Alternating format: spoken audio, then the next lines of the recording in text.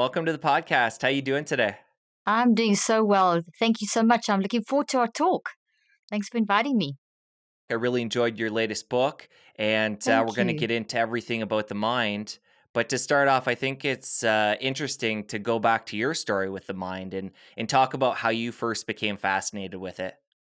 Absolutely. Well, from a young girl, I always wanted to become a neurosurgeon, and I was going in that direction and applied to med school, got in. And then I started realizing that if I'm a neurosurgeon, I'm not going to be dealing with really too much connection with people. It's more just, people that are asleep.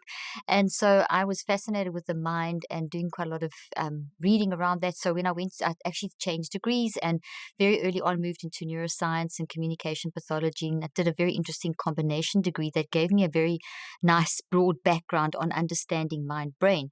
But that was in the era, which is interestingly enough, in the 80s, where they didn't believe that the brain could change. So here I am in neuroscience lectures hearing about how the brain can't change. And I'm thinking something's wrong here because we as humans are changing all the time and our mind is developing, and they're talking about mind and how mind experiences, but the brain can't change, but the mind is using the brain. So that's when I remember asking the question and saying, well, for my research, I want to look at how the mind can change the brain. And, they said to me, that's a ridiculous question. And that was all I needed to just throw me in the direction of doing heavy research in the direction of mind brain. And I said, well, I really think it's something important. I actually did a TED talk on this about the ridiculous question of neuroplasticity. So I lunged forward into researching neuroplasticity, specifically with groups of people that had traumatic brain injuries and like really severe. And the reason I chose to start there, and it's quite significant for the way my journey's gone to today, is because traumatic brain injury at that stage in the 80s was considered something that you couldn't fix. So because it was brain damage, and so there was very little research on trying to do anything about, what could you do about traumatic brain injury. So we were just trained as clinicians to help them to compensate and just kind of cope with the situation. And that's such a sort of negative and almost hopeless view. So I decided to go and see what if we could use deliberate intentional mind techniques. How could we use that to then shape the brain? And could that impact the brain and change the brain? And could that impact on a person's behaviors? And fast forward many years later, many research studies later, years of clinical research, 25 years of clinical research, 38 years in the field. And the answer to that is yes. So this is actually my 19th book, this Cleaning Up a Mental Mess. And it's my most succinct sort of simple overview and presentation of the systems that I developed in the theory I developed way back in those days, and then just transitioned into where I am now. I also worked a lot with people with traumatic, any kind of traumatic war trauma, sexual trauma, people with severe learning disabilities. So people in Alzheimer's, autism, things that were very challenging. So my journey started in a very clinical sense. But one day when I was working with one of my traumatic brain injured patients, and it was one of the early days of research, it was a 16-year-old who'd had a very severe car accident, and she was in a coma for 2 weeks, which is considered that brain damage after 8 hours was at that stage considered irreversible. So pretty much 2 weeks later, the parents were told, well, it's irreversible brain damage. Your child's going to be a vegetable. Now, no parent wants to hear that about their child. And these parents were the same, and they just fought against this and just continued to believe and stimulate and do everything they could. And she came around and was functioning at about a second grade level. Now, she was 16, and this is really significant. She was 16 at the time of her accident. At this point, her peer group were going into the beginning, just sort of at the end of 11th grade, going into preparing for 12th grade. She couldn't even function on a second grade level. And she was determined to finish school, get back and do 12th grade. And so by the time I started working with her, there was a lot to catch up.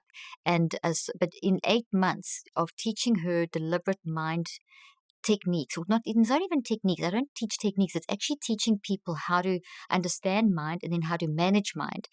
What happened was that she caught up that 8 months that she had pretty much lost, went back to school with her peers, finished 12th grade, and finished with flying colors. And she was a very average student, really poor at maths, but she ended school with a incredible grades, and she became a math genius, literally, and went on to get degrees and everything. And that happened not with just that's one story. I can tell you thousands. I was also working in the apartheid South Africa at that stage, and the transition and the post-apartheid era, doing a lot of work in schools and in communities, helping with learning and education and emotional trauma and that kind of thing. And what I saw through all of this journey was we really do need to understand mind, and humans are very resilient. But if humans understand what mind is, and we manage our mind, it changes how we do life. And so, on a very therapeutic sense, and also day to day, all of us, we're all humans. Life is very challenging, as we all know. Since the beginning of time, people have battled with the challenges of life. And basically, we make messes all the time. And we could talk about this and unpack it in more detail. But that made me realize that then this has to be adapted down to something that I can use in my life and my kids and everyone. And that's where the journey came to this book, where each progressive book I've written has dealt with the different aspects that I have developed over scientifically. And this one is a really simple application of how to manage your mind, which is always with you. You go to bed with your mind, you wake up with your mind, you eat with your mind. We're talking now with our mind, but we don't teach about mind. We teach about body. I mean, in the wellness space, mind is sort of it's on the list. It's one of the pillars. Meanwhile, it's the driving force of everything. So that's kind of a big picture of the journey. No, that's great. And to make sure we're all on the same page to start off here, how do you define the mind? I'm so glad you asked that question, because it is one of those very elusive questions. It's called the hard question of science. And I've always challenged that in my journey as a scientist and clinician, because I believe it's the most obvious question of science, because your mind is always with you. So you can go 3 days without food. You can go you can go 3 weeks without food, sorry, 3 days without water, 3 minutes without oxygen, but you don't even go 3 seconds without thinking. And thinking and feeling and choosing. When you think, you'll feel. When you think and feel, you'll choose. Those three things always go together. They never work separately. So we're always thinking, we're always feeling because we're thinking, we're always thinking, feeling, and making choices. And it's happening all the time, all day long, and at night time. So that's what mind is. So mind is not the brain. So I've got some props here. So for those that are listening, I'm holding up a brain and a skull. For those, you can see that's not a real brain, so don't worry. So basically, you aren't your brain. But the language of today is that we are our brain. Mind and brain are used as one term. So people don't really realize that there's a separation. But they're two different entities. The brain and the body basically are 1%, brain and body are 1% of who you are. And the mind, this thinking, feeling, choosing force, is 99% of who you are. So if a person's dead, let's say it this way, the difference between you and I who are alive, and the listeners and viewers, and a dead person is our mind. The mind is your aliveness. And if we don't understand our mind and we don't know how to manage our mind, we're going to get stuck in patterns of anxiety and depression and toxic thinking and overwhelmed and think there's something wrong with us, because the current messaging is that if you're feeling depressed or sad or something, your brain has got a disease. You've got a brain disease. You've got a neuropsychiatric brain disease, all these scary terms. Meanwhile, you're just a human in life experiencing the challenges of life and having responses to adverse circumstances. So it's kind of a shift of the narrative, and there's a whole reason why we've landed up where we have. But essentially, brain is the physical substance. The brain and body are the physical. When you die, there's nothing going on there. They just disappear. But when you're alive, your mind is the aliveness, I like to say. It's the force that's moving through the brain and the body, and the brain and body are responding. So on a psychological level, mind is think, feel, choose, as I've said, and we're always thinking, feeling, and choosing. And on a more scientific, well, that's still scientific, but if you want the sort of physics side, it is gravitational fields that are moving through the brain and the body, and so they drive the brain and the body. So they kind of run. It's the running force behind that keeps the brain and the body going at all times. And that's why I titled the book Cleaning Up Your Mental Mess, because if your mind's a mess, that's the kind of energy we generate through our brain and our body, and then the response is a mess. And that's normal if you know how to manage it. And I've defined what's normal and what's, how we can manage that, and all those kind of aspects. So is that clear enough, or do you want me to go into more detail with No, that's a great overview. And I caught something there when you were explaining the mind. The fact that you said it's in the skull, in the brain, plus the body. So I want you to actually further get into that. Talk about how the mind isn't just in the skull, because a lot of times I feel like people generalize and feel like the mind is within the brain, but not beyond that. Oh, so it's such a good question, so insightful. And it is like that, and it's the messaging that we've had for 40 years. Because for 40 years, as we've advanced in neuroscience, which is the field that I've been in, and I've watched this as a clinician, we've become neurocentric. So we've become focused around the understanding of the brain. And don't get me wrong, it's fantastic what we've learned about the brain. I mean, if I look 38 years ago, what we knew and what we know now, it's phenomenal. But to the point where everything's become about the physical brain. And like literally, we told you are your brain, and your mind is your brain, and they say the brain produces the mind. The brain can't produce anything. If I was took someone's brain out of their skull and I held it in my hands and it was bleeding and whatever, we could stare at that brain all day long. It would never do anything. So it's the mind that's doing it. So that's why I like to use the little models, because your mind is not just in one place. Your mind is driving your brain and your body. And just to speak to your world, which may make this super easy to understand because you deal so much with wellness and health, we think about, it's very easy to understand getting into a fitness program and getting into a healthy eating program and just getting into generally that makes a lot of sense, and we talk about that, and I mean you do a brilliant job about teaching about that.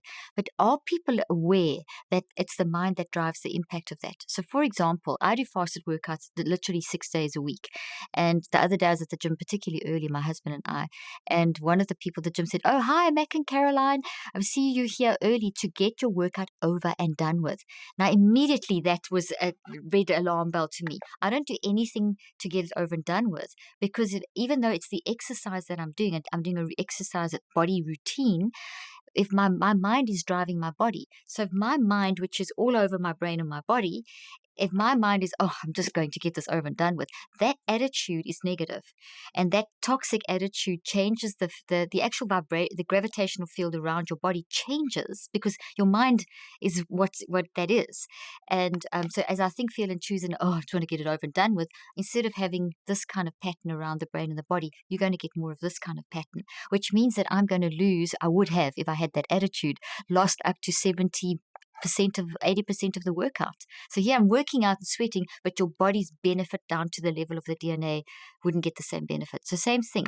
If you go, what your mind is number one. Mind drives the body, so therefore it's driving the exercise routine. It's driving the healthy eating plan. So let's say I come back and eat a healthy organic meal afterwards, but my mind's still worked up, or I'm worried about something, or I'm anxious. I'm going to lose up to 70% of that nutrition, because my mind is driving my digestive system.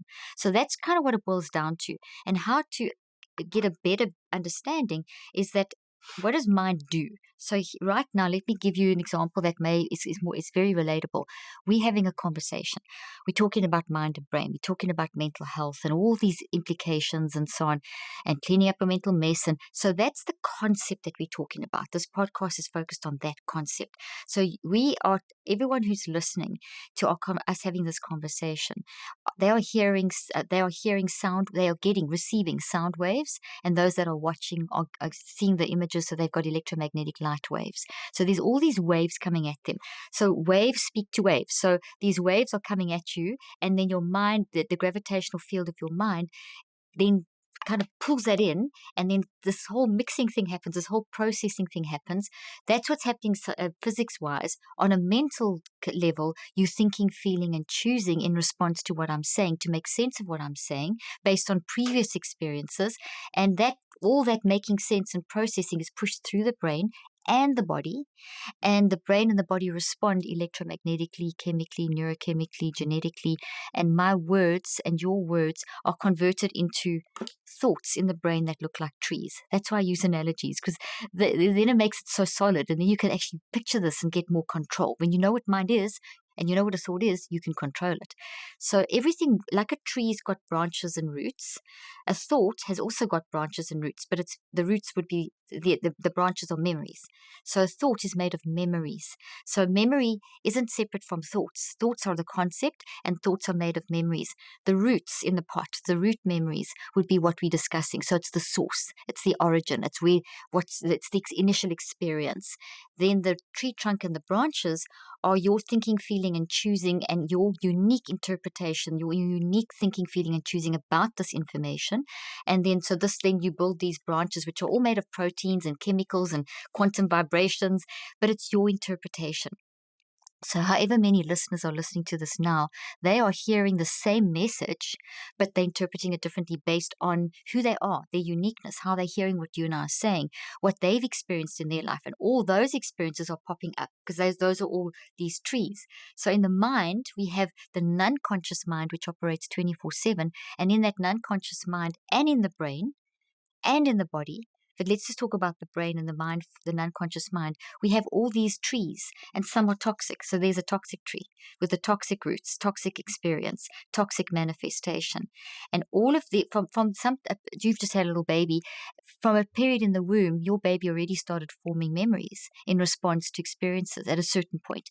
And so everything we start from a certain point in the womb to where we're at now, those are all forests, part of this massive forest of our thought life.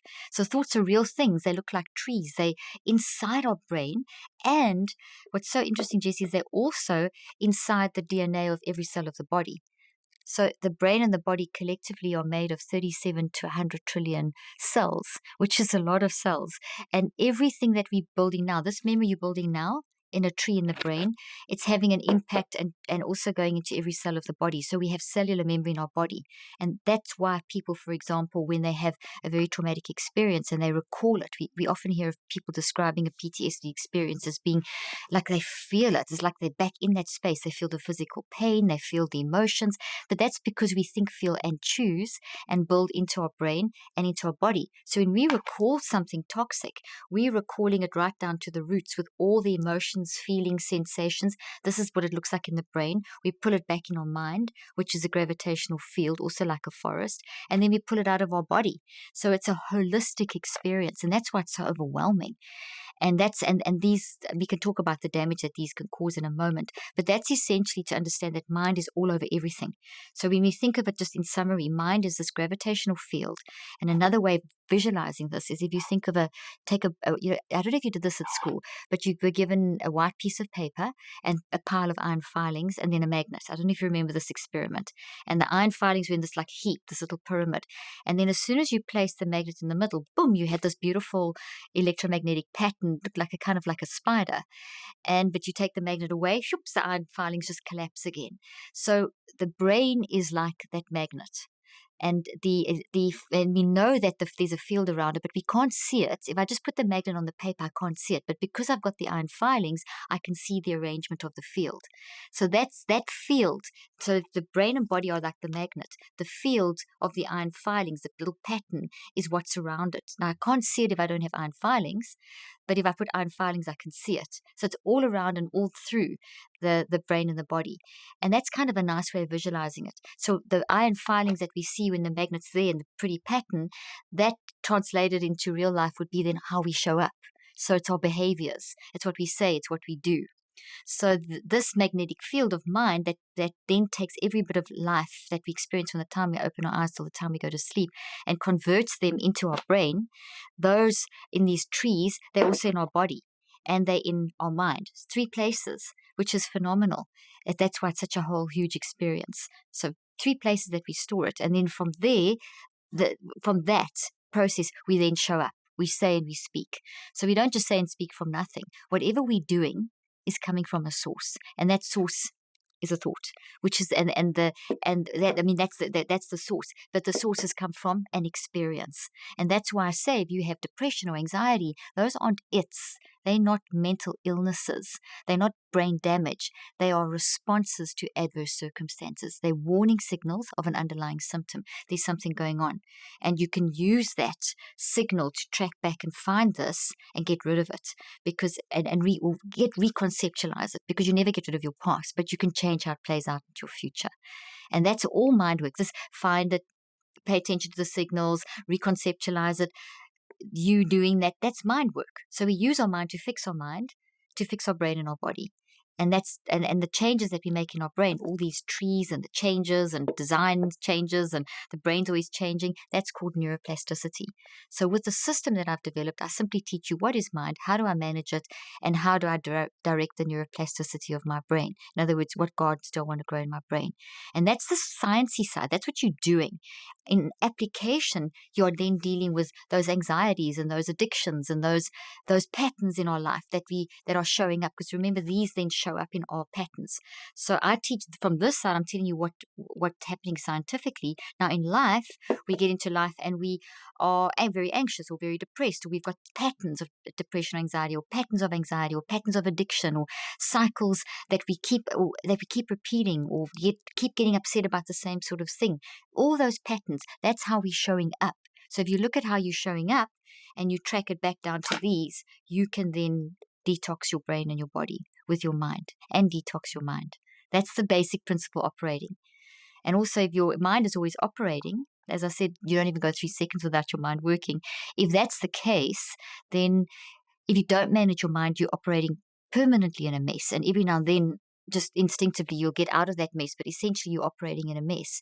And that mess is going to create a lot of damage in the brain and body in response. It's not the cause, but you can change that because the brain is neuroplastic. So my argument then is, if your mind is always working, don't you want to manage it? Because the benefits are unbelievable. So that's another big long answer. But with that established, we've got a nice scientific basis. Now it's easy to unpack all the examples from there. A lot to unpack there, but that was great. And while you're talking about the field, I want to get a bit more into the detail of that. Is that field, and you explained it being around the body as well, is that coming from the mind? And again, on top of that, how far out does that expand? It is mind. So mind always has everything about humans will always have a physiological a physics-based representation, and then the psychological, how we show up.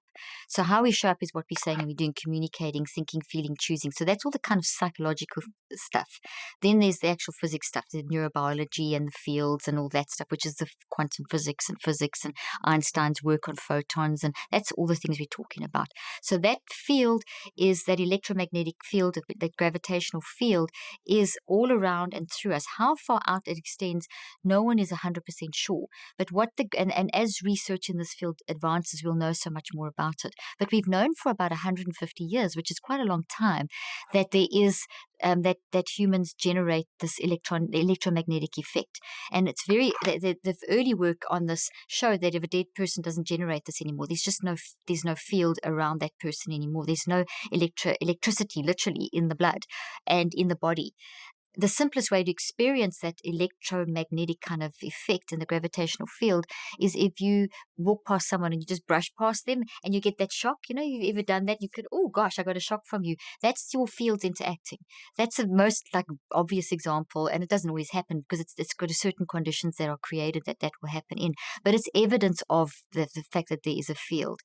And gravitational forces, we're sitting now and not floating because of gravity, because of gravitational fields.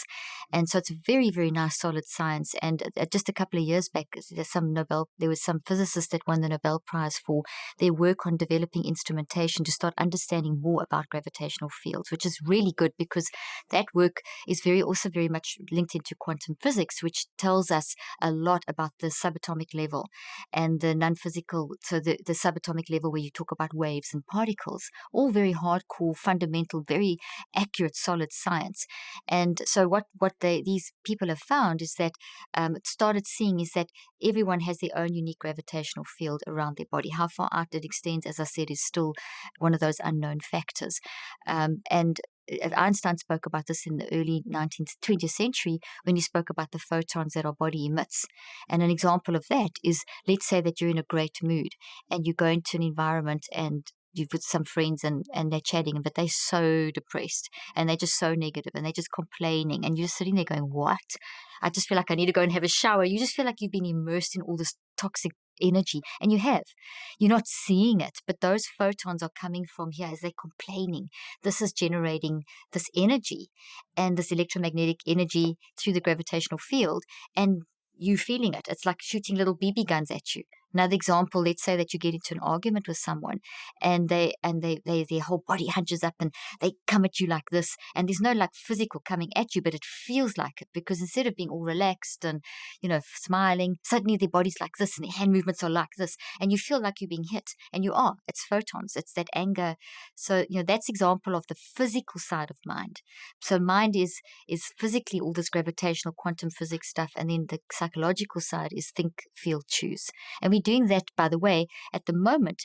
We are on an unconscious level, we are thinking, feeling, and choosing in those cycles at about 400 billion actions per second to convert what you're hearing into these trees in your brain. And we do that all day long. And at night, from the time we open our eyes to the time we close our eyes, we would have experienced somewhere between 8,000 and 10,000 different experiences or events. And each one of those is going to be built into the brain, body, and mind as these trees and these gravitational forces and the changes in the DNA, which is phenomenal. Not all of them will stay because if you don't pay attention, that they just convert to heat energy. But the ones that you pay attention to will grow and become stabilized over time, in cycles of 63 days. So when we pay attention to something repeatedly over cycles of 3 weeks, but within 9 weeks, you have built you've built a habit into your brain and body. You've converted this into a very strong, think of a nice big strong tree that is then able to influence behavior. So behavior change won't occur in shorter periods. Behavior change occurs in cycles of 63 days, which speaks so much into everything about wellness from all aspects.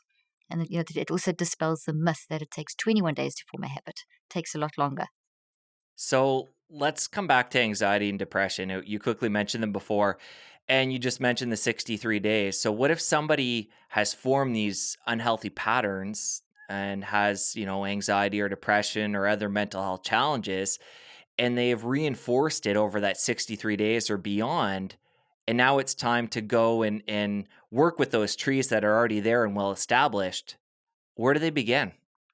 Such a good question. And that's what everyone's asking now, because if you think of it, the mental chaos that we were in prior to COVID has just been exacerbated with this pandemic. And I mean, we already were in a bad state before we started. So maybe just before I dive in, I can just quickly tell you about where we what would you like? We can do it two ways. It's very interesting to see how what mental health is in the current era and what's actually happening, which then lays the foundation for why this 5-step neurocycle is so important, which is the how you fix it. So I'm going to give you the how-to. There is a how-to, and it's scientifically, which is really great to know. There's a whole lot of everything I do is science, evidence-based, science backed up. That's why in the book I included my most recent clinical trials in very simple format. But I show that using this system of neurocycling, which is basically managing your mind in a very self-regulated way, you can learn to manage anxiety and depression and toxic thinking and overwhelm, burnout by 81%, which is phenomenal. No drugs. And this hasn't even had the exercise and diet component added. If you add those in, you accelerate it even more. So just showing the power of mind. So there's a lot that we can talk about there. So I would suggest that we just begin very quickly. I can give a very quick broad overview of what the 5 steps are of the neurocycle, which is the solution, give you a bit of background, and then take you maybe through an example, and then just jump in at any stage to ask questions. How does that sound? That sounds great. I'll let you Okay, take it from here. Okay, perfect. So just prior to us entering COVID, for 40 years, there'd been a major shift in how we viewed ourselves as humans. And that came a lot from the advances in brain research, medicine, technology, which are all good things. And for years, that has been leading to people living longer. The logic, we all know that. Advances, people live longer. Well, that's what we thought. But between 1996 and 2014, that actually completely changed. It's something that's not spoken about very often because they don't quite know what to do with this research. And I've put that in the book, and I've put the federal data and all that stuff into the book. So what happened was that instead of people living longer, which we were for decades, that trend is reversed. So now people are dying, and this is horrific. This is pre-COVID. 8 to 25 years younger than than we did for centuries. So 8 to 25 years younger from preventable lifestyle diseases. So here we're cruising along, advancing and everything, living longer, and suddenly it shifts. And the shift is slow. And then by 2014, it's confirmed that people are dying 8 to 25 years younger than they used to, even with the advances in medicine technology. And the age group most affected is your 24 to 65-year-old. So people are losing parents, and the workforce is losing workers in their prime. And so we have to say why, and the research shows this is happening from preventable, and that's so important, preventable lifestyle issues, diseases, disorders, etc. So if you think of preventable, that means that we can use our mind to actually prevent this. So that's a mind thing. And lifestyles are also mind driven. The choice to eat healthy and to eat, to live a lifestyle that's healthy. That's a choice that you make. That's a mind choice. Choice is mind. Choice is part of the three. Choice is the third part of thinking and feeling and choosing. So when we talk about preventable lifestyle issues, people dying from that, we're talking about how people are managing their mind to manage the lifestyle. So if we think of 40 years ago, we introduced the industrial food movement, we introduced psychotropic drugs to manage mind, and we started going to the philosophy of you are your brain, and if you're depressed, you have a brain disease. So that started about 40 years ago. And then technology and medicine, medicine's been advancing, but neuroscience grew, so we became more brain focused, neuroreductionistic, and then also technology advanced, which all of those are in them, except the industrialized food movement, because that's the modern American diet. But the others on their own are actually excellent. But if you don't use it properly, it backfires. So if we overuse technology, we all know what happens. It's enabled us to get literally into hurry sickness. We can do more quicker, but we don't do it as efficiently. So we're gathering data. We've got access to unprecedented amounts of data. So we've got all this data coming at us. We're living very fast lives. We're eating junk food. We've become more sedentary. And as soon as you feel sad, you're told you have a brain disease, take a drug. Now, that's really a simple summary, but that's the essence of how we entered into the COVID era. And that was before COVID was actually creating a very, very bad situation. And the attempt to deal with that, the proposal over the 40 years was that if people are sad, it's a brain disease or a disease like diabetes, and it needs to be diagnosed, labeled, and treated with medication or conditioning type treatments or a combination of both. But that hasn't improved the situation. It's actually contributed to the negativity that I spoke about, the fact that people are dying younger. So you look at the statistics, and I've been tracking them for years, that has not been a very effective solution. So there's a large body of scientists like myself and people in mental health and in medicine and this world that are fighting against the current thing that is the current philosophy, which is very dominant, which is depression is an illness. Okay, so I just wanted to say that. So depression, anxiety, all these things are not illnesses. They're not its. If I had 5 people in front of me now who were diagnosed clinically, who had a clinical diagnosis of depression, I can't say that they all have the same thing. I can't say that I can't give you the same pattern like I could if all 5 people in front of me had diabetes. There would be a pretty much the same, because diabetes has got a certain pattern and you can diagnose and treat it. And it's a physical illness inside the body, and it can be identified with testing, blood tests and so on. But with depression, no, because those 5 people in front of me, depression's not an it. It's simply a warning signal of an underlying cause. Each of those 5 people would have totally different adverse circumstances. And once you started talking to them and went beyond just the symptoms of, how long have you felt depressed for, and how long have you felt anxious for, and do you feel like you can't manage all the symptom stuff, if you go beyond that and say, all right, what's your story? We will hear 5 totally different stories, and we'll see, wow, no wonder you feel depressed. No wonder you feel anxious. To have gone through that is horrific, or whatever, war trauma or sexual abuse or terrible bullying in workplace or school or whatever. Everyone's going to have a story, and that's what I'm trying to bring to the table, is that story is the reason why you're feeling like you're feeling. And you're having, and it doesn't make you odd, weird, crazy. It just makes you a very normal human. Because as I said, from the time we open our eyes to the time we go to sleep, we're going through adverse circumstances, and we're processing those into our mind. And some of those circumstances are really adverse. So we're going through, don't go through adverse circumstances. I said that wrong. From the time you open your eyes to the time you go to sleep, you're going through life experiences, and a lot of those could be adverse. So they're going to convert into these. A lot of them will be good. They'll convert into these. But let's say that part of your life, if you're a child, let's just take you back to childhood, and let's say part of your life is that you're experiencing a lot of adverse stuff daily, maybe constant bullying at school because you're a bit different, or maybe constant abuse at home, or maybe sexual trauma from a babysitter or something. I was interviewing a person the other day who had for years, like from the age of 5, was sexually abused in the foster care system. And I mean, like it's 30 years later, and you know that how that played out in that person's life with addiction and all kinds of stuff, which is not a disease. Once again, addiction's a response to try and deal with pain.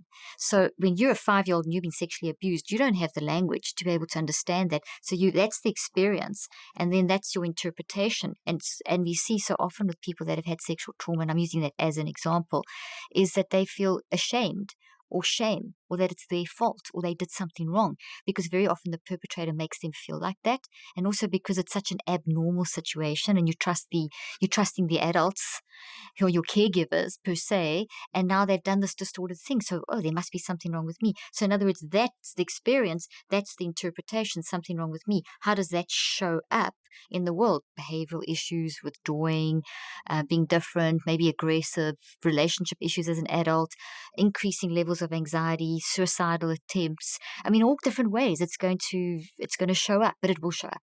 You can't hide these things. They're toxic. They're damaging the brain and the body. And that's something one should know, the 5 steps. I can talk a little bit about that and show you some images from the book. So that's what what we want to do is we want to find those signals, and we want to track down and find out the causes. And we want to then, once we know the roots, we want to uproot it. We don't want to just chop the head off. Think of a weed in a garden. If you just chop the head off, the weed, it's just going to keep growing back. So you may have temporary relief, but it's still growing back. So any kind of distraction, like addictions, or any kind of drugs, any kind of medication to try and suppress it, like antidepressants, they just numb things. They're not treating anything. And they can have a lot of, well, they do have a lot of negative side effects in the brain and the body. But that's just chopping the wound off. You can't just condition this away. You can't just say, okay, well, I'm scared of this, and then put the person in that and try and just say, oh, that's a bad thought. We just got to think of a good thought. We just got to override this one. You can't override this. It's too strong. You have to get this thing out by the roots, and you have to reconceptualize, not override. And that's what on a level where we talk about big stuff and small stuff. That's what the neurocycle is doing. So the neurocycle is a 5-step systematic, deliberate and intentional way that we use our mind to manage our mind to drive changes in our neuroplasticity. So to direct the neuroplasticity. And it can be used for the big stuff, and I'll explain it with the big stuff first because it's easier to understand with that. And then I'll explain how you can apply that in your day-to-day life, just in all the time, because our mind's always working. Do you want to All right, jump in? before we get into the neurocycle, let's Absolutely. talk about some of the unhealthy ways. You talked about addiction and being addicted to our screens. Talk about what's happening on a physiological level when somebody is doing that, instead of dealing with it in the way we're going to get to, the healthy way, where we're actually getting to the root. Talk about what happens when we're just covering up the symptoms and pushing through. Love that. I love that question. Excellent. Okay, so these things, as I've explained, are in the brain and in the body. So they look like trees in the brain. They look like wavy trees in the mind, the field around the brain and body. And in the DNA, it looks like changes in DNA. So, for example, so before I give you example, the brain and the body are, we see from science, the neurobiology is wired for love. That's a statement made by a Nobel Prize winning scientist. And that's quite something. It just means survival. So in other words, we don't have structures in our brain for depression and anxiety. It's just because they create distortion. They create proteins that fold incorrectly. So what we do have though is a whole system of brain neurobiology and mind brain integration that is designed to manage it. We've got no designs for suppression. As soon as we suppress, it's got nowhere to go. It just stays there and gets worse. And so we've got no systems to handle that because everything is designed for survival. Now why do these threaten survival? Well, let's think of COVID. We all understand COVID's a virus, and we all understand that the body, as soon as a virus is in our body, that the immune system will fight it. That's what the immune system does, to get rid of it for survival. So we all understand. Well, the brain and body treat toxic thought in the same way. It doesn't see the difference between a virus and a toxic thought because both of them have abnormal structure. Because a toxic thought, the proteins all fold. That's why I use a wiry tree. They fold incorrectly versus a healthy thought, which then upsets all the electromagnetics around this, the neurophysiology, the neurochemicals. Everything is out of whack here. And this is painful. This you feel because it's in your body too, and it's in your brain and your mind, you feel this. So it's hard to deal with. So that's where we try and get rid of it, or we try and suppress it. So there's different ways that we'll try and cope depending on where we're at in the trauma or where we're at in our life, what our context of our life. Everything is all part of such a big context and our unique stories, okay? So when this is in the brain and when these things, the immune system of the brain will then send out immune factors to this in the same way that it would if it was a virus. So it would then say, oh, threat survival, this threatens survival. Send out the T lymphocytes, send out the B lymphocytes, send out the macrophages, and this would then get inflammation around it. Now, the inflammation is meant to be temporary while the body heals, while it kills the virus, while it overcomes the virus. But if it isn't able to overcome, and the virus or the toxic thought isn't dealt with, then the inflammation increases, and that cascades and affects different systems of the body. So your hormone system and your blood system and your neurochemistry and then the different organs of the body start getting affected, right down to the level of your DNA. And that's all threatening survival because at heart we want to survive. So the immune system's there to help us. So what we need to see is that these are very real, that the brain and body don't distinguish between these toxic issues that are unmanaged and a virus or a bacteria or damage in our body. So that's the first thing. But when we are starting to manage these, when we say, okay, I acknowledge that this exists, the minute you do that, you shift all your neurophysiology. The minute you become aware of and acknowledge with the object of not just being aware is not enough. And I showed that in my research. If you're just aware and you don't do anything else, you'll get worse because now you're aware and now it's even worse. Now you've got, well, now what do I do? And you shove it down with another addiction or something. But when you're aware and you manage it, that's what your brain and body will respond very well to. So just on a simple level, if I am aware, or if I'm not dealing with this and I've got this pattern of depression in my life and this pattern of getting super worked up about things or messing up my relationship, or these patterns that you notice in your life. And that's pretty easy for us to see. We can see when we're feeling overwhelmed and we start digging around in why we've got this overwhelm. We see it like it's consistent. Every day I seem to be doing having this sort of response in these sort of situations. These are the patterns I'm identifying. If we don't do anything about those and we just keep going on and thinking, well, there's nothing I can do, there's something wrong with my brain, then 1,400 neurophysiological responses will work against you. Your entire environment, because that's your mind saying, oh, well, there's nothing I can do. And so it keeps them, so the entire environment of your brain and your body shifts and changes, and you create a vulnerable brain and body. The entire brain-body state becomes vulnerable to disease by an increased factor of 35 to 98%, which is quite scary.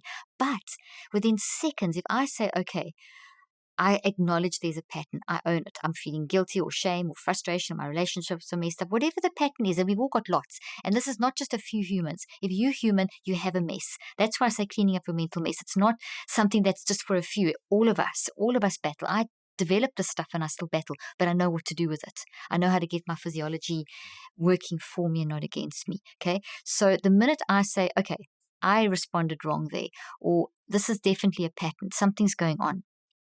You don't just show up. There's a reason why you show up in the way that you're doing. So if we shift our mind to that, okay, I'm doing this because of something, that gives you hope because it also gives you control. And as soon as you do that, and you start looking at it, this then comes into the conscious mind. As soon as it's in the conscious mind, in the brain and the mind, it starts becoming weaker. The little protein bonds actually weaken. So it's easy to change it. It becomes malleable to change. So now in that instance of saying, I'm not going to just suppress it, I'm not just going to ignore it, I'm actually going to do something about this. I'm going to go find this root cause and reconceptualize it and give myself time to do it. In that moment I say that, as I'm saying that sentence, your neurophysiology has changed. And it's changed from the 1400 neurophysiological responses that are working against you are now working for you. And an example of that would be, here's your heart, okay? So as I'm in the state where I'm suppressing this and staying in the toxicity and just feeling hopeless, the blood vessels around my heart will contract, which means there'll be less blood flow and oxygen flowing to the brain. And that means that, especially the front of the brain, that means your impulsivity will increase and your wisdom, intelligence, and cognitive flexibility and all that stuff that we need will decrease. And so that's why we feel brain fog. And then that's just overwhelming. And you just feel like life is just, and then eventually it just is just too much. So that you can shift that. So just now, let's say that you just say, okay, I notice this pattern. In that moment, you shift. Now, instead of the blood vessels around your heart constricting, they dilate. Now that's more blood flow to your brain, more oxygen to your brain. Now your wisdom kicks in, your intelligence kicks in, all the mind-brain integration kicks in. The different parts of the brain start firing up and working together efficiently. The left and the right side, the in, all that stuff. And I put a lot of that in the book to show you. In that state, you haven't even fixed this yet, but you've acknowledged it. So now, but you shifted into what the brain and mind and body do, which is fix problems. And this is so key, and this is so freeing. What I'm about to say, it's okay to make a mess. It seriously is. It's so normal. It's so human, because what life is one big experiment. We don't know what's coming up around the corner. We can't control what people say and do. We can't control events. We can't control circumstances. We can't control viruses. We can't control government. We can't control anything only out there, but we can control our responses. We can control how we're going to respond. And in this world, we need intelligence and wisdom and instinct, high instinct and tremendous introspection. We want to stay in that state in order to manage the things that life throws at us. So we want to live in that state as much as we can. So that's why I say that it's literally one big experiment. Our conscious mind is experimenting, dealing with. If you think about this, your conscious mind throws you out there into life, and your conscious mind is thinking, feeling, and choosing through all these events. Sometimes you do it well, sometimes you do it badly, and it's up and down like this all day. But what we can do is learn to manage these quickly, not condemn ourselves for it, because that is very much a normal response in the day-to-day moment. But we need to recognize them and manage them as soon as possible. Otherwise, they become established, creating that whole physiological stuff I spoke about, right down to the level of the DNA. And the DNA is worth talking about in a moment. We can come back to the DNA because that's an interesting discussion once we've explained a little bit more about the system. So this is very hopeful. What I'm saying here is that you can actually train yourself to control your mind with your mind. So then it sounds like I've got two minds, which you do have. You have your wise mind, which is that wired for love survival mind, which is always fighting to keep you in a state of wisdom and instinct and introspection and intelligence, and that knowing, getting you to make the right decisions. And then there's the messy mind, that's experimental mind. And both of those are acceptable. They're both part of who we are, messy mind and wise mind. And the thing is, though, is that we have to get them working together. And that requires self-regulation. And self-regulation means I'm very aware of my thinking, feeling, and choosing and my responses. And the question then begs, is that, how do I do that? Can I do that? Well, then we look at the science and we see, yes, you can. Neuroscience shows that we can be consciously aware of our thinking, feeling, and choosing every 10 seconds, which, now I'm not asking you to time. I'm not asking you to put a little time on your watch. That's crazy. You just take the context of that. That means that you can actually constantly watch yourself. You can literally, every 6 times a minute, you can be conscious of yourself. It just basically means you can live in a state of being in a multiple perspective advantage state, MPA. That's what I call it, and I write about that in the book. So let's demonstrate it. Right now, if you're watching, like you and I can each see ourselves in the camera. Those that are watching us, they can't see themselves. But you could look at yourself. You could stand in front of a mirror and just be very aware. What is your facial expression? I'm aware of my hand movements, my body movements. As I'm speaking, I'm using a lot of my body to explain things. So there's the whole body, mind, body thing. I'm using my entire being to deliver information. So my hands are going, and my face, I'm changing expression, and so I'm very aware that. So I've just stood back and I've observed how I'm actually moving. I'm also very aware of how I'm stringing my sentences together, the words I'm choosing, the speed that I'm going, all that. I'm watching your reactions. I'm watching your responses to monitor what I'm saying so that I can tune in when you're going to ask me a question. And sometimes you miss it, but you can train yourself to get better and better and better. And that's self-regulation. And you can practice that all the time. Sorry, go ahead. This sounds like mindfulness. You're being aware of the present moment and everything happening in and around you. It's even more than mindfulness, because mindfulness is, yes, totally, it's mindfulness and more, because mindfulness is being aware in the present moment. Absolutely. It's creating that awareness. So definitely there's the element of mindfulness, but you can never just be present in the now. And that's the only thing I have with mindfulness. That is everything else about mindfulness is excellent, correct, but we just got to get our language correct. And that is that as soon as you are mindful of what you're doing now, everything you're doing now is based on what you already know. And so our mind is always time traveling. So we never just stay in the now. We are always time traveling between the past, the present, and the future. So when we become mindful, we must just be mindful of the fact that our current state is very informed by the past. So that current state could be this, and that's not necessarily your truth. And that's why we need to question. We need to also use mindfulness to question. So yes, mindfulness is all about acceptance, and you'll hear me say those words. You need to accept these, because you can't change what you can't accept and be aware of. But it doesn't mean you stay there. So mindfulness, acceptance, non-judgmental, creating that space, so important. And that's the mindset that you come into doing the neurocycle with. So it's excellent. But then what do you do once you're aware? You have to go beyond mindfulness. So number one, mindfulness, yes. Number two, about mindfulness, you can never just be in the present. The present automatically brings the past and the future in. It's just because that's your unique perspective on life. It's just how your mind time travels. You can't stop that. It's just what it does. And then the third thing about mindfulness is that once you're aware, what are you going to do with it? So a lot of the research shows that if you just mindful, but you don't manage what you're mindful of, you can actually get worse. So a lot of people, for example, with tremendous trauma, they can go do a meditation exercise, very mindful, and these things start coming up, but they're very painful. I mean, trauma, it's like it hurts, it's painful, it's scary, it's frightening, and very overwhelming. So a lot of people will say, I can't do this because I don't know what to do with that. And that's why you have to, and that's where the research on mindfulness and meditation that's not managed properly can have a negative side effects. It can have almost a negative boomerang back effect. And I showed that as well with my research. And I can even show you on page, if people get the book, they'll see that I put colored images in. My publisher agreed to publish in color, which was fantastic because it just gives you an idea. And this is on one of the pages. This is basically looking inside the brain. These are head maps, brain maps. And just look at the color. This is just looking at the response of the brain to the mind. And the red down the bottom that you see, we'd call a red brain. Now, this particular person was in my control group, which meant that they didn't get the neurocycle. But they were made aware. So they did all the questionnaires and the narrative and the psychological questioning and the brain mapping and the blood test. So they were being spoken to. So they were very aware of the issue and why they were coming to the study, but they didn't get treatment. So they didn't. And they didn't know because it's all double blind. They didn't know that there was actually something else, and they got worse. So they didn't know they weren't getting treatment. That's the whole point of a double blind study, random controlled.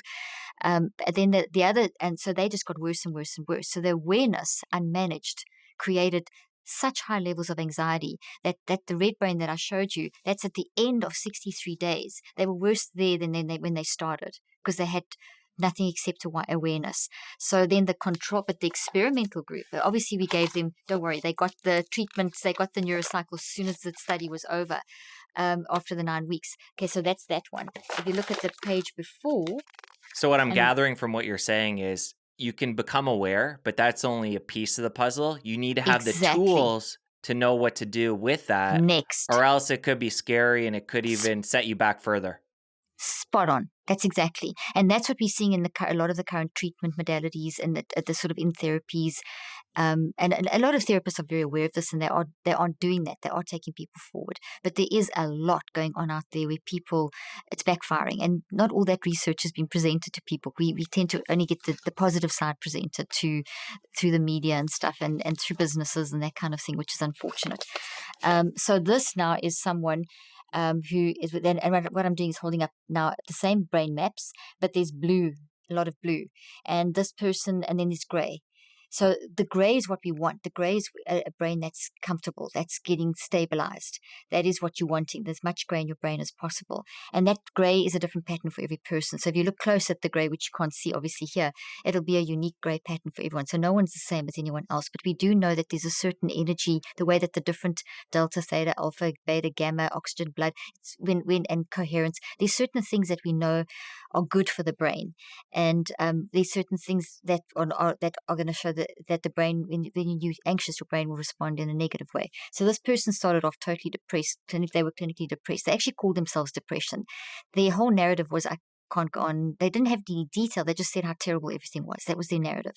And this particular person got the neurocycle. So they got the mind managed, also all the testing that I mentioned, but their brain within 21 days had stabilized, and they'd gone from saying, I am depression at day one with the blue brain, which means it was very low energy, low blood flow, low, like bad news, lot of high inflammation, lots of stuff going on in their body, increased vulnerability to disease, etc. By day 21, they were saying, I'm not depression. I am depressed because of. By day 63, that was manifesting in behavioral change. So they were back online, sleeping, back in relationships, working. Day one, they were suicidal. So, and like seriously, their biological age, I mean, they were ready to check out. They were on the verge of, all kinds of, who knows what. They were just like, what, I've done everything, nothing's working kind of thing. And that's just two examples. Those are two case studies I put in. But that's the general trend is yes, we show up with awareness. You can't change what you're not aware of. So it has to start there. And that's excellent about awareness. But there's all those other components. The other thing is that what awareness brings to the table in mindfulness, which is beautiful, is the acceptance part. In the West, we have a very negative philosophy that if you have any bad experiences or like depression or anxiety, there's something wrong with you. It's seen as something wrong with you. And that wrong is stigmatized because it's a brain issue. So it's kind of like you're weird, or there's something really, brain issue, because we don't understand it the way it's put out there. People feel quite frightened of it. And that's where the stigma comes. But if you look at it, so here's a scenario. You go and have dinner with a group of friends, and you get it to the dinner table and you say, oh gosh, I went to the psychiatrist today and I got diagnosed with a psychiatric brain disease. And I am clinically depressed and I've got this and this wrong with me. Everyone goes quiet at the table. Everyone's not quite sure how to treat you. They become maybe very patronizing, very careful, like you're a delicate piece of china, and you can feel it. These are your friends. Now they're treating you differently, and it makes you feel worse. Or you could do this. You could say, come to the table, forget what I just said, scenario 2. Hey guys, I had the most terrible week. I'm so glad I'm here with all of you. This and this and this and this happened. And then in therapy, this happened. And all these flashbacks. And I suddenly started seeing that I've been depressed like 80% of my day. And I'm starting to see why. And it's like these things happen to me, and this people are going to lean in. Why? Because you are being human. You're telling your story. People can relate to bad things happen to people. They've all got a story. Compassion is activated. Deep, meaningful connection. That's normal. And suddenly, an experience that could have been your misery was initially medicalized, which doesn't help you.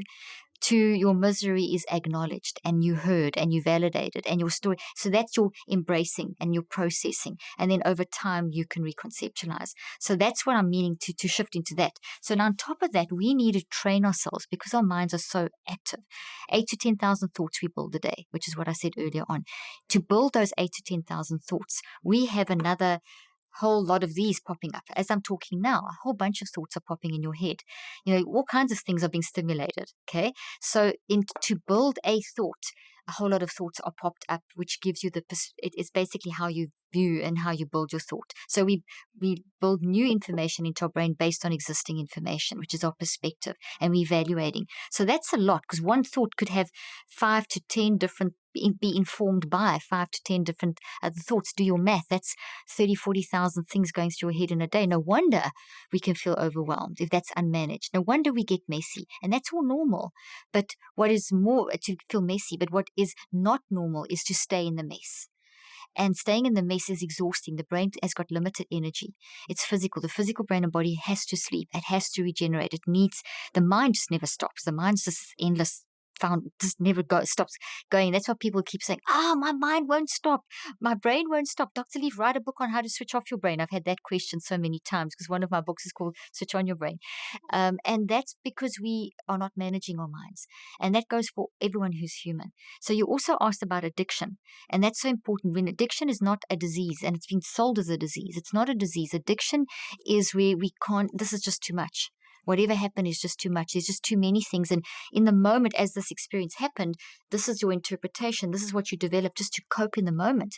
And sometimes traumas are so bad that we suppress them for a time because it's just too raw to deal with them. And we need that little bit of space before we start dealing with them. And we've got to deal with them 24 hours plus we need the support therapy and so on. But so very often this is so triggered so much that the only way to deal with this is to get something to suppress it. And that could be in the form of opiates or alcohol or pornography or whatever. I mean, excessive forms of anything. Anything that you're using that's just a cell phone, technology, being on your phone. This comes up, oops, okay, phone out, it's scrolling there. Anything just to keep your mind, because your mind's got to be directed and controlled, and your brain just does what your mind tells it to do. So and we're drawn to fix things. So it's so interesting because addiction, a good way to understand addiction is the wired for love mode, and which is also the optimism bias. We're very drawn to the negative. We all know that. We read negative news in the paper. It catches our attention. And it's not because we are evil. It's because, that's something, or that we've got this negative brain bias or whatever. It's because we're trying to fix something that's threatening our survival. So anything toxic, if we process that into our brain, we are designed to recognize that as toxicity and as a threat to our survival. So we're drawn to fix the imbalance. But sometimes we can, if we don't manage our mind, you're drawn into fix. But because you're not managing, you get sucked in. So that's the technology, the repeated technology, that's where the addictions grow, the patterns of addiction. So you've got to recognize them to be able to, recognize that those are signals, and then you've got to unpack them. And so addiction, 86 to 95% of people that have got severe addictions get out of addiction through choice, through thinking, feeling, and choosing. But it starts with recognizing why I'm doing it. It's how I'm showing up. I'm showing up with an addiction. It's not that I have a disease. It's that it's a distraction. It's a way of coping. And it's no judgment, no condemnation, acceptance, embrace it, to process it and reconceptualize it. So when we talk about no judgment, total acceptance, which is the mindfulness language, we've got to also remember that you can't just stay there. So I'm not saying accept to stay. I'm saying accept to move forward. That's why I talk about the concept of embracing, which means bring it into your fold. Then you control it. There's nothing worse than being uncontrolled. One of the things that humans hate is being out of control. And that's what COVID's made us feel like. The pandemic's made us feel out of control. All the familiar is not there. And even some of the familiar before was awful, but it was familiar. It's now we're a little bit more familiar because we've had a year of it. Within 9 weeks of wearing masks, we got used to them. Now you watch TV. I don't know if you've done this, but you watch a program and people aren't wearing masks, and hey, they're not wearing masks. That's what our reality is now. They're not social distancing. We see that kind of thing because we've changed. We've adapted. We've got into this, and that's what our brain will do, and we'll adjust. But what we need to recognize is that we have to constantly self-regulate, and that goes to the every moment. What are you doing? Let's say that let me give an example. Let's say that just before this podcast, maybe your baby got sick, and you like this through you, and because you're worried, you're a dad, and so now your wife's there to look after the baby, but basically now you're still concerned. It's like your mind's there because it should be there because that's what you do, and so now what do I do now? I've got to go do this interview, but so you've got to, and your emotions are there, so then you could immediately neurocycle through this. So you be aware, gather awareness, be mindful. I feel like this. I'm anxious. I'm a dad. I want to be there. I want to help where I can. I'm feeling really so. So let me slow down. Start off with accepting your awareness and accepting the fact that you would feel anxious and worried and concerned. So those are all the emotional warning signals. So here's what you're doing. You very systematically get control back. It's not this big whoosh of doing stuff at once. It's a very systematic, step by step by step. That's what I discovered in my research over 38 years, is that you don't just do it all together. You don't just lump all these 5 steps and boom, quick. It's a systematic getting your mind under control, because each step is creating more resilience in your brain, more coherence in your brain, more blood flow, more oxygen, because we've got to get our neurophysiology working. And the fact that our neurophysiology is starting to balance by this 5-step process is evidence that it's first happening in the gravitational fields. Everything first happens in the mind and then in the brain and the body. So if I can get my wise mind to get the messy mind under control, then I send that, then the brain and body will respond accordingly. Then there's a feedback loop. Then I'm working with a brain and body that's not a neurochemical mess, which is impossible to function in. It's not impossible, but it's extremely difficult to function and make wise decisions when there's a neurochemical mess in your brain. So that's why you don't skip the steps and you work very systematically. And you can do the neurocycle super fast in this situation. So let's say this happens 5 minutes before you're about to come on. You've got 5 minutes to get your baby settled, get yourself calm, and get into the interview. And so the first thing you do is you gather awareness. Step one. I'm going to tell the steps first, then I'll demonstrate it. Gather awareness, reflect, write, recheck, active reach. Each of those is doing, as I said, profound things in your brain and your body. So first thing, the quick version, the gather awareness. Notice the word gather. I'm not going up to the apple tree and letting all the poison apples fall on my head, because it's like, imagine this is an apple tree full in this toxic tree, and you go under the tree and you bump it and all these apples fall on your head. That's totally overwhelming. You'll just feel terrible. You're standing back. Wise mind and messy mind. Messy mind's in this experiment of I'm a dad and I've got to work and my child's sick, and that's all acceptable. So you stand back and you gather very quickly. Gather is I choose to pick. I feel anxious, I feel concerned, I feel worried, I feel like I'm whatever. For the emotional. Then you pick the warning signal apples. The physical warning signals. The first was the emotional warning signals. Second is the physical, which is how you're feeling in your body. So maybe your whole body's tensed up, and you've tensed up your whole body to the point where maybe your eyes or pupils are dilated, or your feet are tense and you get a cramp in your foot, or I'm just saying whatever, your heart's beating, adrenaline's whooshing, then, and you acknowledge them. So acknowledging them gets control. Each of these gatherings is giving you more and more control, more and more autonomy, more and more agency. So instead of that controlling you, you controlling it. And then you would look at your behaviors. What are you doing? Maybe you're fluttering back and forth. Maybe you're trying to do something quickly. Maybe you're dropping something. You could see there's this kind of erratic behavior or something. You're not getting yourself organized. I'm not saying you did this. I'm just giving this as an example. It's the sort of thing I would do. Okay, it's exactly what would happen to me. And then the perspective, oh gosh, this is like the worst timing, and what am I going to do? And I feel guilty perspective sort of thing. Okay, so you've gathered those in your basket. Now you go to step 2. Okay, now stop there, reflect. When you shine a light through a prism, it becomes a whole rainbow. So it reflects out depth. Reflection is putting the thought on trial. It's being a thought detective. It's looking at those warning signals and saying, okay, what do they mean? What are they telling me? What's the message in them? Because instead of us saying, like I said, in the West, we see all those things as bad, the Eastern philosophy is to look at all these things as messengers to help us get strong, to get through it, which is the correct way. Now, I showed that in my research too, which I put in the book. And the study came out of Texas and Japan recently, also confirming the way we view things is critical to our neurophysiology and our intelligence in managing them.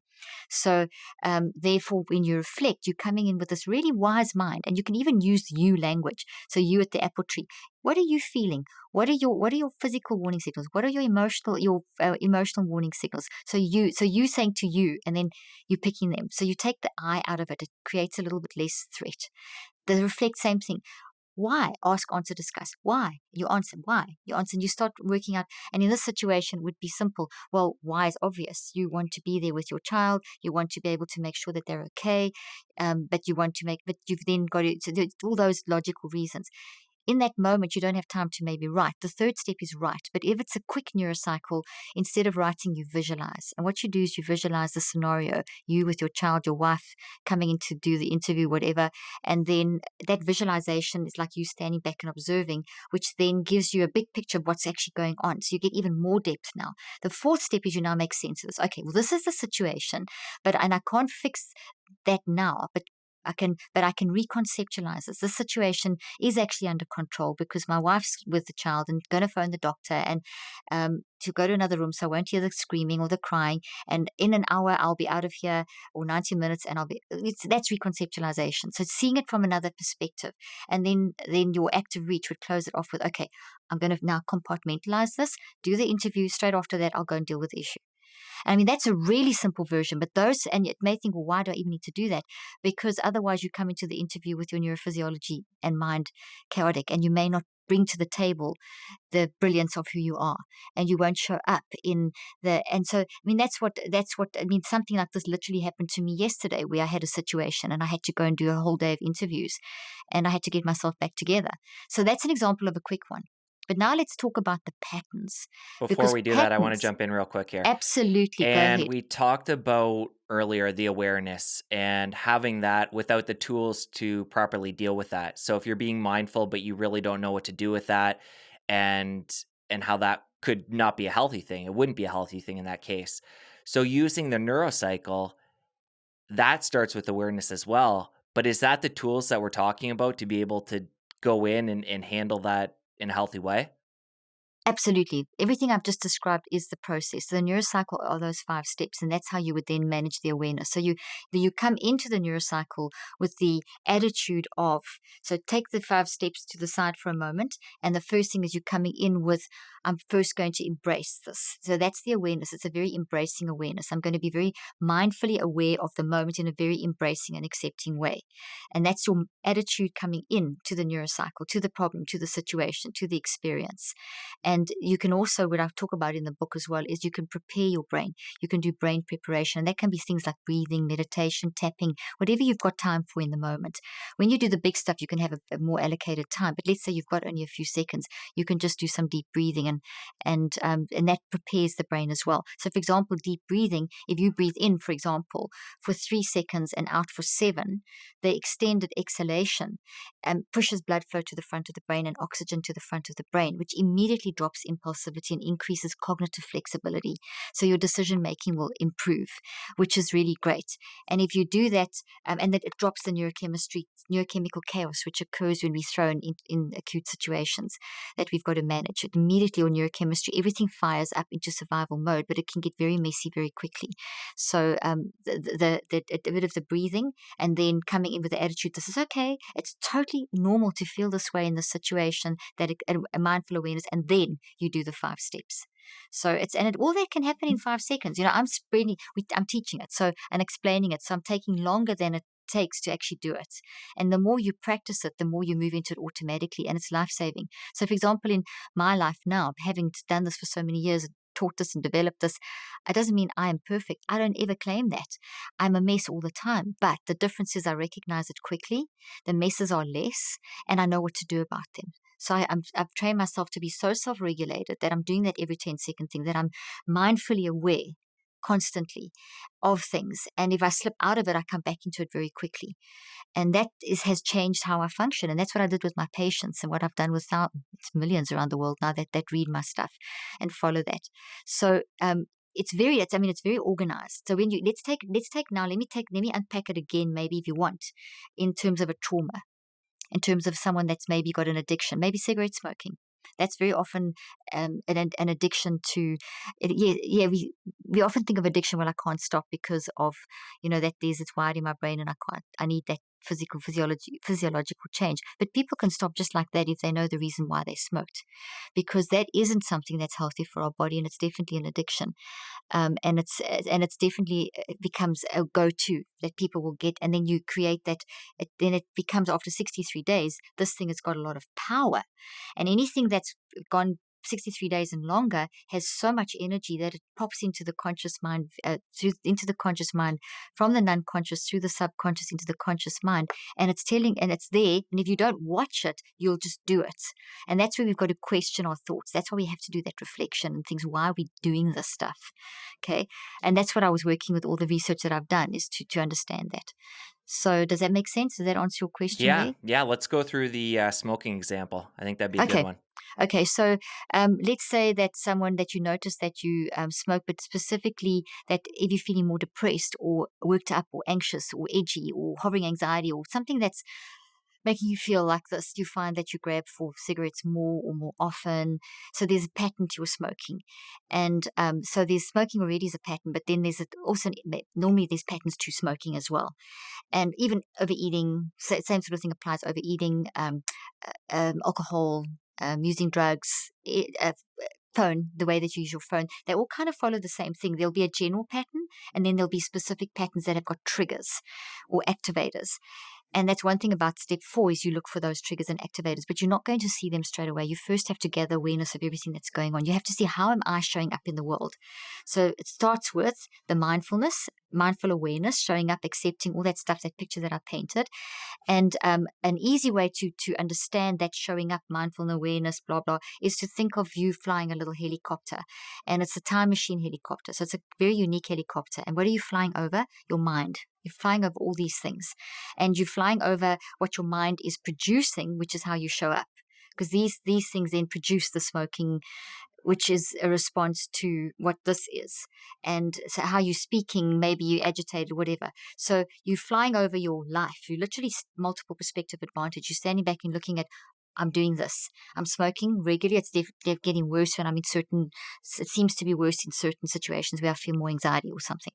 But so that's what you see in the helicopter. But maybe you've just flown over. Every time you see that, you just fly over and you ignore it. So you don't have another cigarette or grab another drink or get back on technology or just push it down in whichever way. Or you can choose to stop the helicopter and fly. So in the helicopter and land the helicopter, you are the pilot, messy mind, and you are the co-pilot, wise mind. You got to learn to listen to the co-pilot. Pilots have to work with a co-pilot. That's the whole point of a co-pilot. But you fly, you're the pilot, but you do need the co-pilot. So the co-pilot's saying, you've passed over this tree once too often. It's going to explode because they don't go away. They're real. Until you deal with them, until you get them out by the roots, they're going to be there. So eventually you listen to the co-pilot, you land your plane. And so that's the awareness. I'm aware of, I've paid attention to, the signals caught my attention. I'm not going to fly over, I'm going to land. But I'm going to land in a way with my co-pilot. I'm not alone. It's okay. That's all that mindfulness, awareness, acceptance, embracing, standing back, not under the apple tree, that kind. So that sets you up. Now you're ready to do something. So now you land your plane, it's day 1. Okay, day 1, this is going to take 3 cycles of 21 days, and you do different things in the first 21 days to the second 42 days. Okay, the first 21 days are the most work, and even so, it's only 15 to 45 minutes. It's not long to make a lifelong change that's been maybe driving you for years, to find out eventually it's going to explode. Because remember, this is not just sitting there doing nothing. This is increasing the vulnerability of the body by 35 to 75% to disease, and is creating, it will also bleed over into, like roots grow into other areas and get more and more, and weeds grow and choke. This, if you don't do it, it starts invading other areas of your life. So suddenly a lot of other things are sucked in. So you do have to pay attention at some point. If you don't, these are the consequences as I've described. So you're landing your plane, and day 1, you've landed it there, you've made the decision, it's now moved into the conscious mind, it's weaker, you've done all the mindfulness, you've got the right attitude, it's accepting. It's okay to feel the guilt, the depression, the whatever emotions there are. It's okay. It's so important to tell yourself that. Now let's do the work. Now let's manage it. And then you start gather awareness. So on day 1, you're going to be very specific. You need to get yourself a journal, any kind of journal, so that you can write, track, date, because it's progressive over time. You've got to be serious about committing to the process. And by the way, this is very, very, very oh gosh, here's my book. It's very, very clearly explained in the second half of the book. In the whole second half of the book, I've got charts. I've just lost my earphone.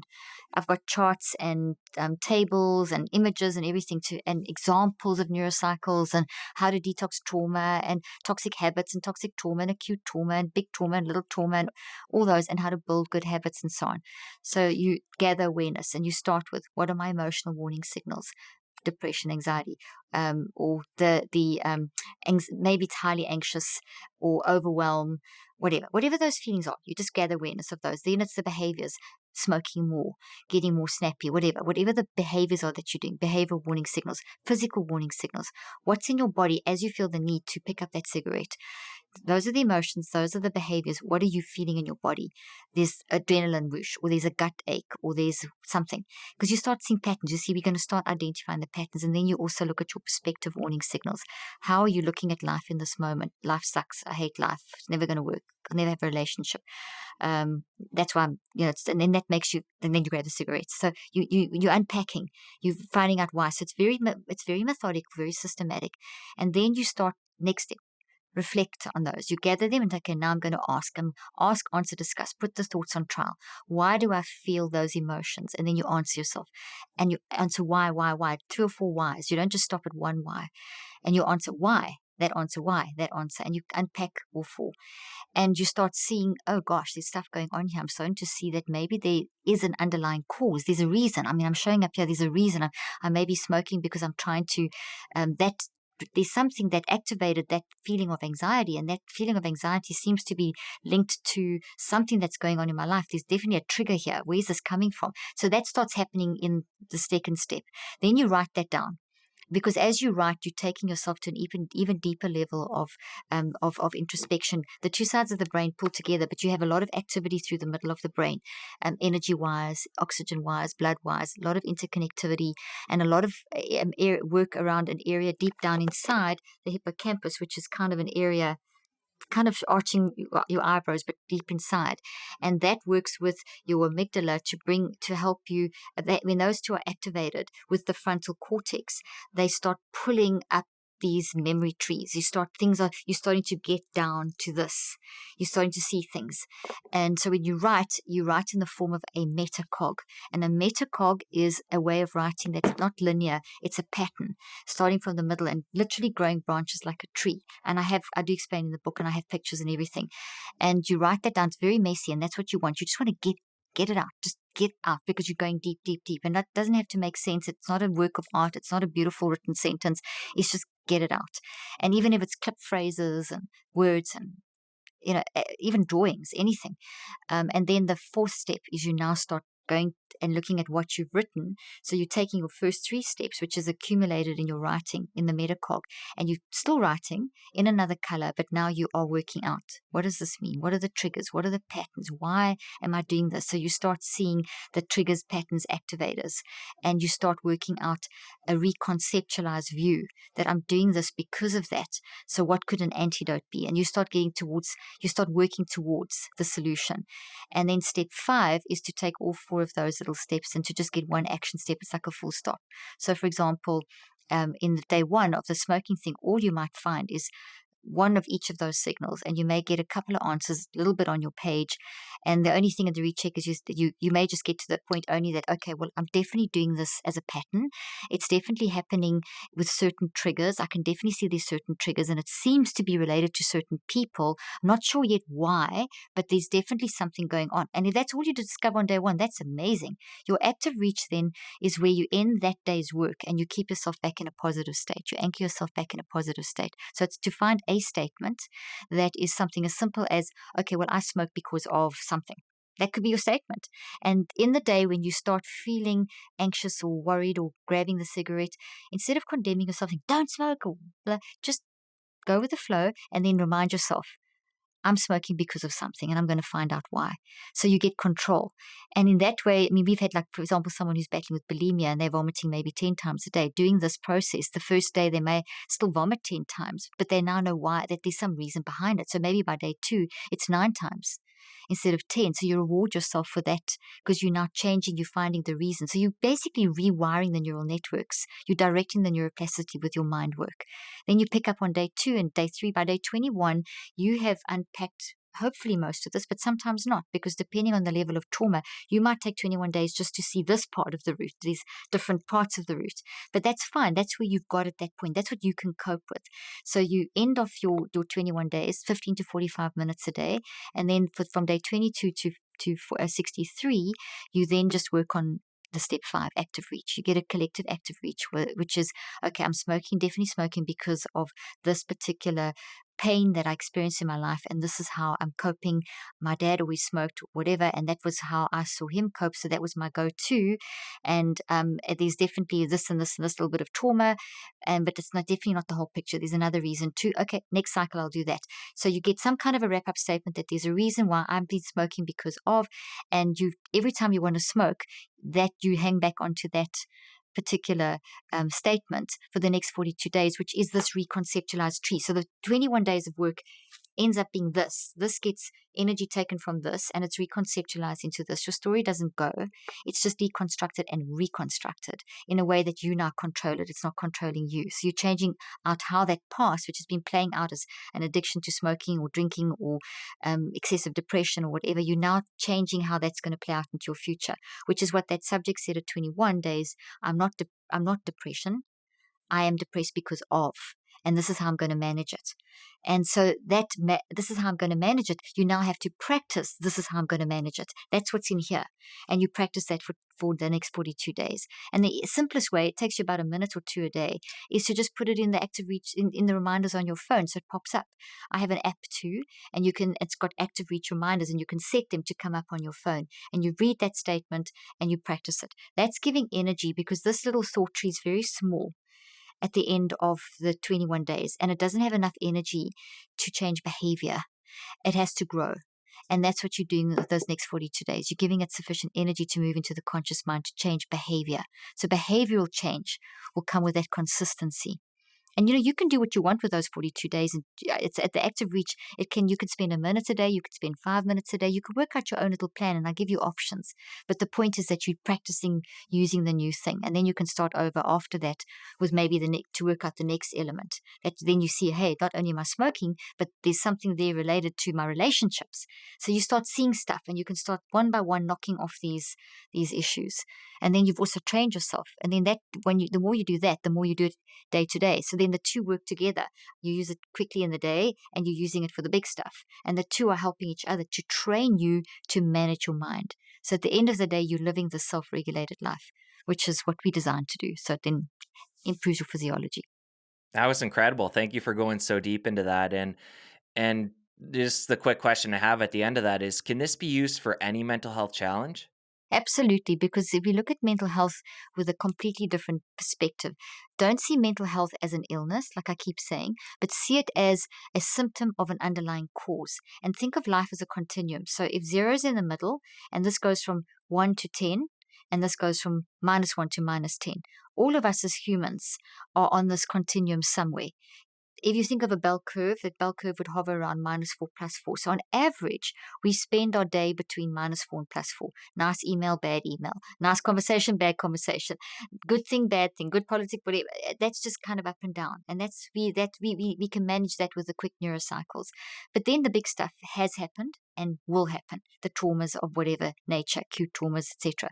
That can shift us down the negative.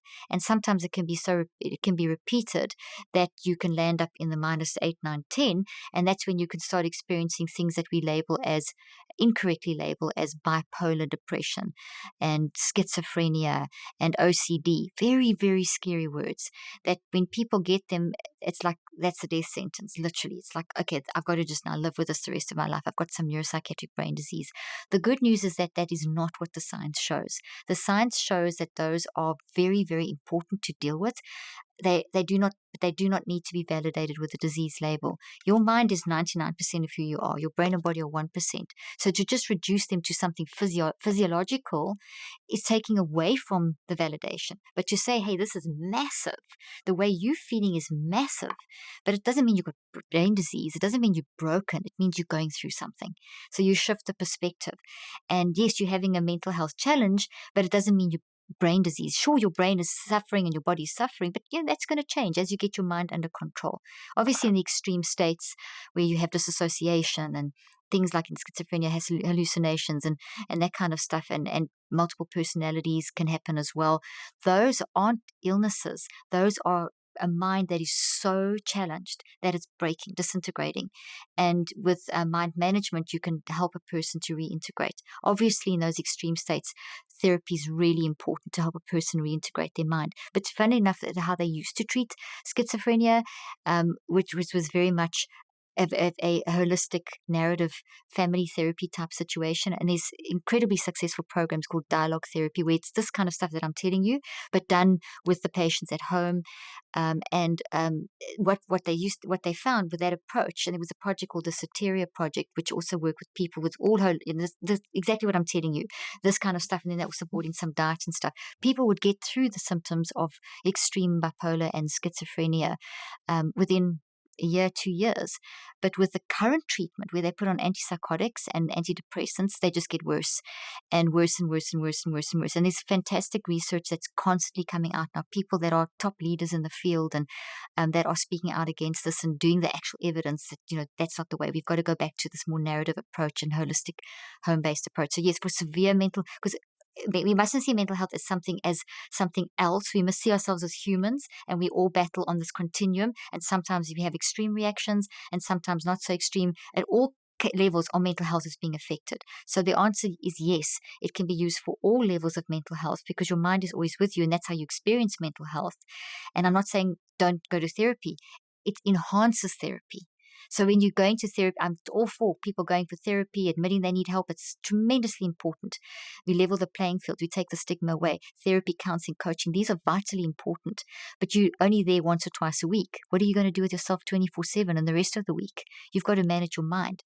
So we have clinics and therapists around the world using the system and the 5-step of neurocycling, because it's not a technique. You can put ACT, CBT, all of those things. They come into the 5th step. All the different ways of managing. There's so many great techniques out there. All of those can be used. They just fit within the cycle. A lot of them will slot into step 4 and step 5, the recheck and the active reach. A lot of those techniques, and they'll work there. But if you come straight in with a positive affirmation or a CBT technique, or just a technique, techniques alone don't cut it. As mindfulness alone don't cut it, because you can't just think, if I do and build this in my brain, it's just going to obliterate this. No, you actually have to. That's saying X plus Y equals Z. It doesn't work. You've got to say X plus Y equals XY. You've got to take this, find it, and reconceptualize it into this. And that process is what we are doing all the time as a human. So it's mental health from the beginning of time. Man's battled with mental health, mankind. So this is how we manage our mind to deal with it.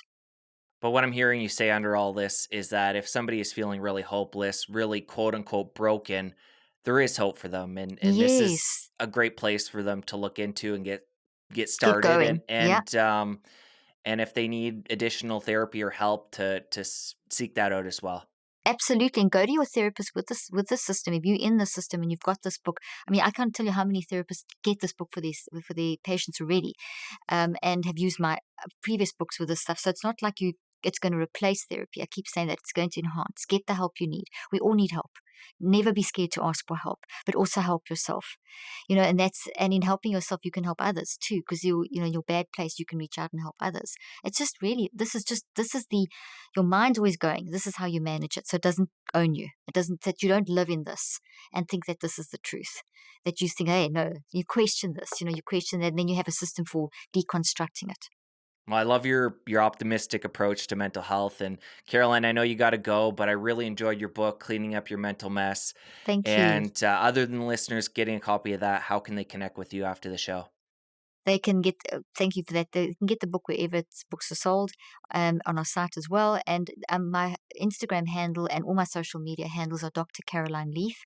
My website is is drleaf.com. And then I have a podcast called Cleaning Up Your Mental Mess. Same title as the book. And there's lots and lots of stuff on there as well. I also interview a lot of experts and things. In fact, you and I both interviewed Judd Brewer. I just interviewed him yesterday, the day before. And I know you interviewed him recently as well. Yeah, he's got a new So book out. yeah, Awesome. yeah, yeah. Also, maybe we're actually going to be hopefully doing some work together in the future, which is super exciting, because we work in very similar areas, as I'm sure you can recognize from the conversation. That's incredible to hear. Great. Well, I wish you all the best with the new book, and it was great to connect and keep Thank doing you. great things. And I thank you. Thank you. Thank you so much.